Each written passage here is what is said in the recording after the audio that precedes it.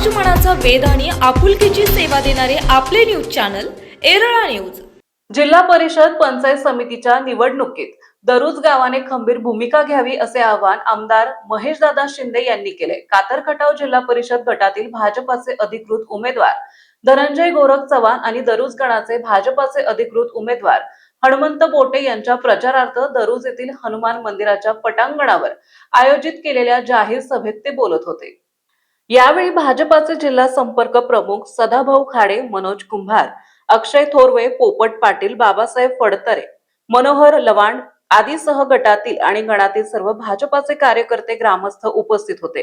आमदार महेश शिंदे म्हणाले की दरुज गावामध्ये सुज्ञ जनता असून आतापर्यंतच्या सर्व निवडणुकीमध्ये माझ्या पाठीशी खंबीरपणे उभे राहिलेले गाव आहे। जिल्हा परिषद गटाचे उमेदवार धनंजय चव्हाण आणि गणाचे उमेदवार हनुमंत बोटे यांना भरघोस मतांनी सहकार्य करतील अशी आशा व्यक्त केली।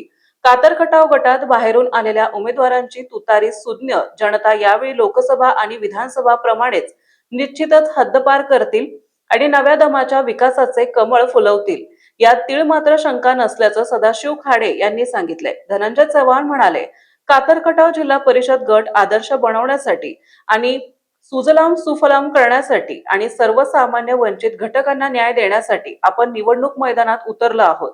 हनुमंत बोटे म्हणाले, भाजपच्या विकासाचा विजयी रथ याही निवडणुकीत कायम ठेवून विकासाचे नवे पर्वत साकारण्यासाठी गट तट वैयक्तिक हेवेदावे विसरून सार्वंगीण विकासाच्या झेंड्याखाली सर्वांनी एकत्र यावे। कार्यक्रमाचे सूत्रसंचालन चंद्रकांत कोकाटे यांनी केले तर आभार ऍडव्होकेट किसनराव खामकर यांनी मानले। काय खरं नाही, सगळे एका व्यासपीठावरती आले। राज्यात पण तसंच चालू आहे। सत्ताधारी कोण आणि विरोधक कोण काहीच करत नाही। जे ओरिजिनल विरोधक आहेत त्यांना उमेदवारच मिळत नाही, कारण विकास कामच एवढी प्रचंड झाली ज्या माध्यमातून आज तुम्ही दररोज पाहता। राज्याचे मुख्यमंत्री देवेंद्र फडणवीस साहेब आणि उपमुख्यमंत्री एकनाथ शिंदे साहेबांच्या माध्यमातून त्या आपल्या कोरेगाव मतदारसंघामध्ये हजारो कोटी रुपयांचा विकास निधी या ठिकाणी आला। नुसता विकास निधी आला नाही, आपण या ठिकाणी बसला हे का आठवा, या दरुज मध्ये इथं बसल्यानंतर घाण धूळ अत्यंत वाईट अवस्था होती। इथं आता बसल्यानंतर काय वाटतं बघा, मुंबई पुण्याला आल्यासारखं वाटतंय।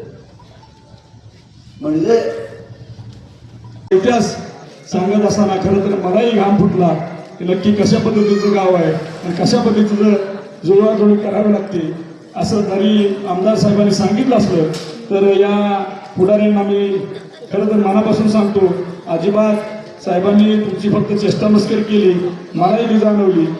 गेली 10 ते 15 दिवस या गावामध्ये आम्ही पदाधिकाऱ्यांच्या गाठीभेटी घेत असताना आपल्या कार्यकर्त्यांचं पाठबळ आम्हाला लाभलं।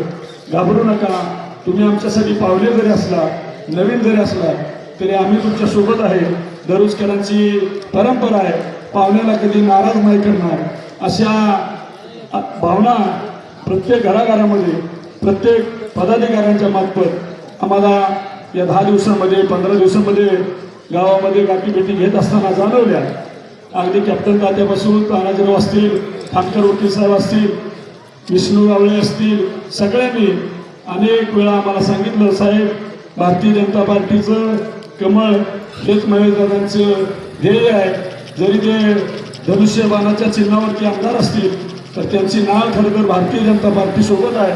त्यांच्या पाठिंब्यानं हे गाव तुम्हाला 1000 मताचं लीड दिल्याशिवाय राहणार नाही असे अनेक वेळा आम्हाला त्यांनी भावना व्यक्त केल्या। त्यामुळे आम्ही न घाबरता न डगमगता आमच्या भागामध्ये प्रचार करत आहे। या गावाकडे जरी आम्हाला कदाचित कमी वेळ मिळाला तर तुम्ही आमदार साहेबांचे खंदे समर्थक या नात्यानं आमची पाठराखण नक्कीच कराल अशी मला या ठिकाणी खात्री वाटते। जरी आता चव्हाणांची चुरूक खटाव तालुक्याला माहीतच आहे. त्यांनी पंचायत समितीच्या सदस्याच्या रूपानं खूप चांगलं काम केले. येणाऱ्या काळात काम करतील. फक्त 7 तारखेला कमळाच्या चित्रासमोरचं बटन दाबून या दोन्हीही चांगल्या व्यक्तींना, निष्ठावंत व्यक्तींना, निष्कलंक व्यक्तींना भारतीय जनता पार्टीच्या चित्रासमोरचं कमळ दाबून, कमळासमोरचं बटन दाबून आपण त्यांना पाठवू. बाहेरच्या आणि एक म्हण होती, आम्ही आमच्या भागाचा स्वाभिमान सोडणार नाही आणि लादल्याला उमेदवार ही खटाव तालुक्याची हुतात्म्याची लेकरं कधीही सुधारणार नाहीत. कमळ धनंजय भाऊ, तुम्ही आजच जिल्हा परिषद सदस्य आहे, ज्या दिवशी फॉर्म भरला त्या दिवशी आहे आणि 9 तारखेला असणार आणि सगळे दरुजकर तुमच्या स्वागताला येतील अशी मी ग्वाही देतो आणि परत एकदा दरुजकरांना कळकळीची विनंती करतो आणि थांबतो.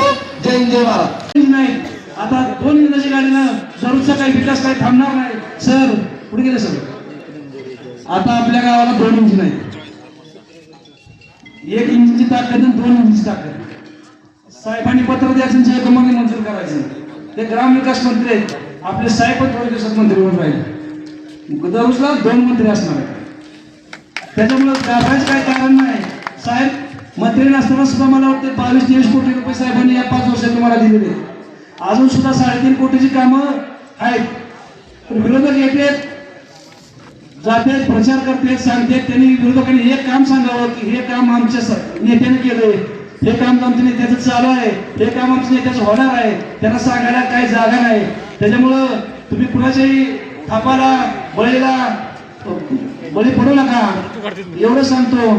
आणि मी या गावामध्ये रोज जातो. बाहेरचा कुठला उमेदवार येईल आणि म्हणेल मतं द्या, मी हे करतो ते करतो, मी रोज येत आहे. मी तुम्हाला सांगतो, मला रस्त्यात अडवा, सांगा तुम्ही हा शब्द दिला होता, आम्ही तुम्हाला मतं दिले, तुम्ही हे आमचं काम करा. नाही केलं तर मला रस्ता अडवा. मी रोज इथंच आहे. मी जरा मोठं शब्द बोलतो, मला काही बोलता येत नाही, भाषणाची मला सवय नाही. सर जर सांगायचं तर आम्हा दोघांना तुम्ही भरपूर मतांनी निवडून आणा. मी रोज दररोज मध्येच आहे आणि तुम्ही कुठलाही शब्द टाका, मी त्याला कटिबद्ध आहे. आमदार महेश. प्रतिनिधी शरदराव कदम. आपल्या भागातील महत्त्वाच्या बातम्या पाहण्यासाठी आजच आमच्या येरळा न्यूज चॅनलला यूट्यूबवर सबस्क्राईब करा आणि बेल आयकॉन प्रेस करा.